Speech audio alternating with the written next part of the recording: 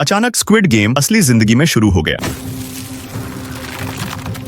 शहर का पूरा मेट्रो सिस्टम मौत के अलग अलग गेम लेवल्स में बदल गया। पहले लेवल में फर्श पर अचानक हरे रंग की टाइल्स चमकने लगी। जो भी इन हरी टाइल्स पर खड़ा नहीं था उसे खतरनाक जीव चीर फाड़ रहे थे। बचने के लिए सब यात्री एक दूसरे को मारने लगे, लेकिन जैक को सारे नियम पहले से पता थे, क्योंकि यह सब एक उपन्यास से हो रहा था और जैक ही अकेला था जिसने यह नॉवेल पढ़ी थी। पहले तो जैक नॉवेल की खराब एंडिंग की शिकायत कर रहा था। तभी लेखक ने उसे प्राइवेट मैसेज भेजा, अगर तुम्हें एंडिंग अच्छी नहीं लगी तो तुम खुद ही क्यों नहीं लिख लेते। जैक अभी सोच ही रहा था कि ट्रेन के अंदर एक बौना जीव अचानक कूद पड़ा। जैक ने उसे तुरंत पहचान लिया, वह नॉवेल का लेवल डिजाइनर था। मगर सभी यात्री काम पर जाने की जल्दी में थे और किसी ने भी उस एल्फ के नियम समझाने पर ध्यान नहीं दिया। अपनी धाक जमाने के लिए एल्फ ने एक आदमी के सिर में सीधा गोली मार दी। आखिरकार सब शांत हो गए। एल्फ ने सबको पहले एक शुरुआती मिशन दिया, 10 मिनट के अंदर एक जिंदा चीज को मारो। सफल होने पर 300 कॉइन्स मिलेंगे, फेल होने पर जमीन पर पड़े इस आदमी जैसा हाल होगा। पल भर में ट्रेन में अफरा तफरी मच गई। जवान लोग बूढ़ों पर मुक्के बरसा रहे थे सिर्फ जिंदा रहने के लिए। जैक ने इत्तेफाक से नॉवेल के मेन कैरेक्टर को दूसरी ट्रेन में देखा। उसे याद आया कि उसे आगे की सारी कहानी पता है, जैसे कि अगले ही पल क्या होने वाला है।